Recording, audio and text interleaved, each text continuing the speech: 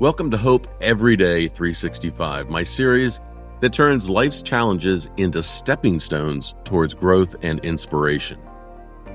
Gratitude set the stage yesterday, and today we're diving into a powerful truth.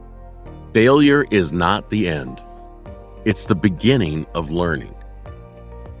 Have you ever felt like failure wasn't just an event, but a label stamped on your forehead? Like no matter what you do, you can't shake it off. Hey, if you've ever been there, this message is for you. Failure doesn't just hurt, it lingers. It sneaks into your thoughts late at night, whispering doubts about your worth and capabilities. I know what that's like. And I won't pretend that a few motivational words will make that feeling disappear. But here's the thing, those whispers don't have to define you. I got through it.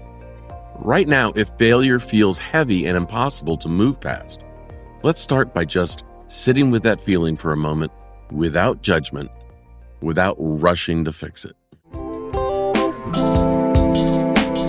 Hey friends, Steve here from Old Guy Insights. If you've ever felt crushed by failure, know this, you're not alone.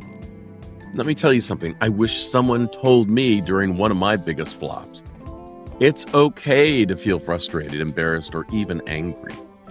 Those feelings are normal, and sometimes we just need to sit with them for a little while before we're ready to move forward, and that's okay.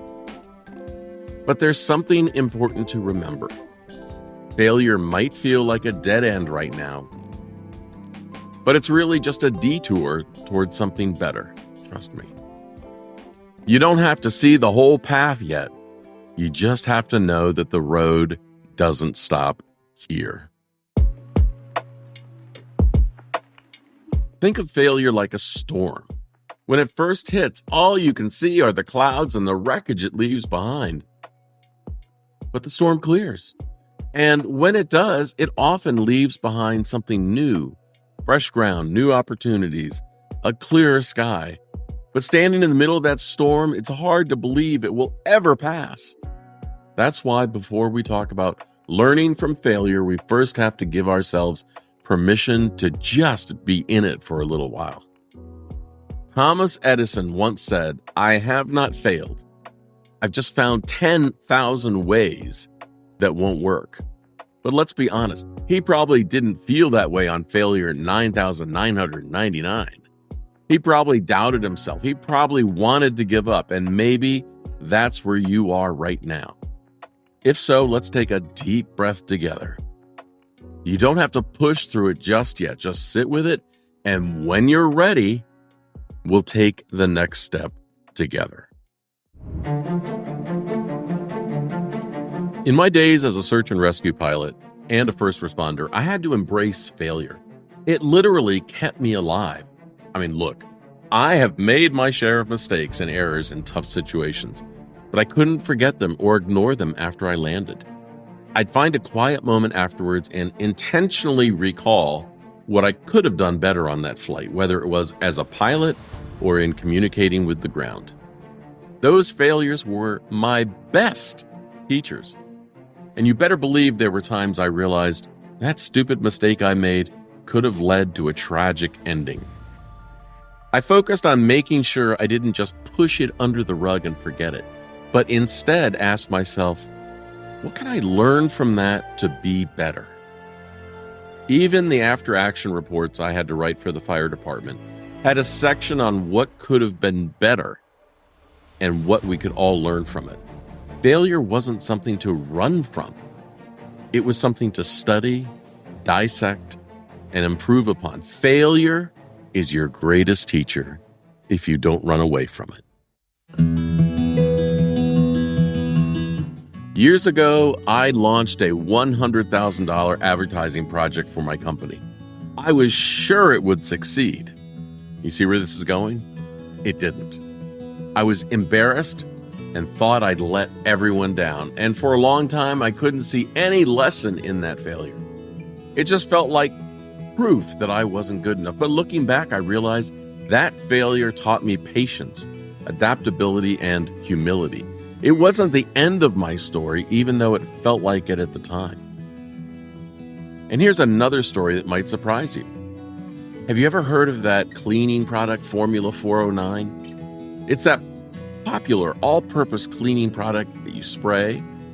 But the name itself tells a story of persistence. Why 409? Because it took the inventor 409 attempts to perfect the formula. That's right, 408 tries ended in failure.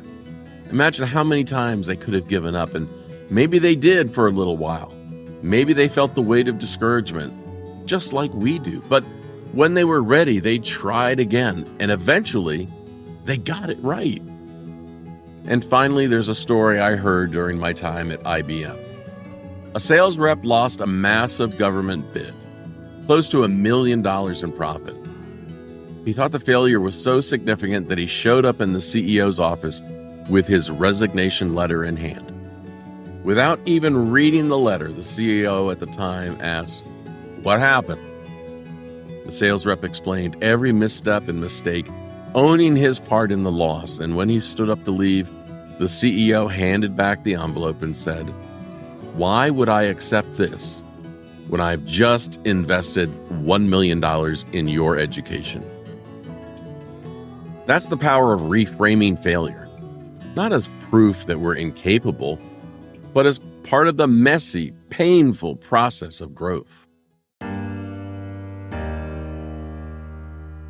If you're still stuck in the emotions of failure, that's okay. You don't need to rush to fix how you feel. No.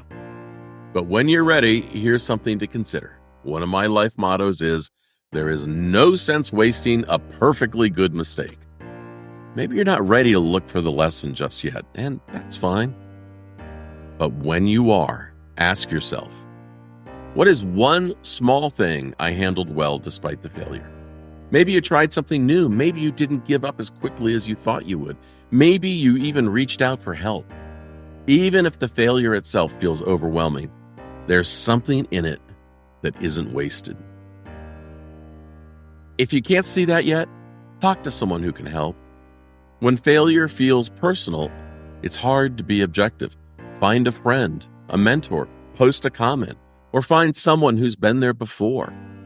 Sometimes they'll see the silver lining we can't. And even if that feels like too much right now, just know this, your story isn't over.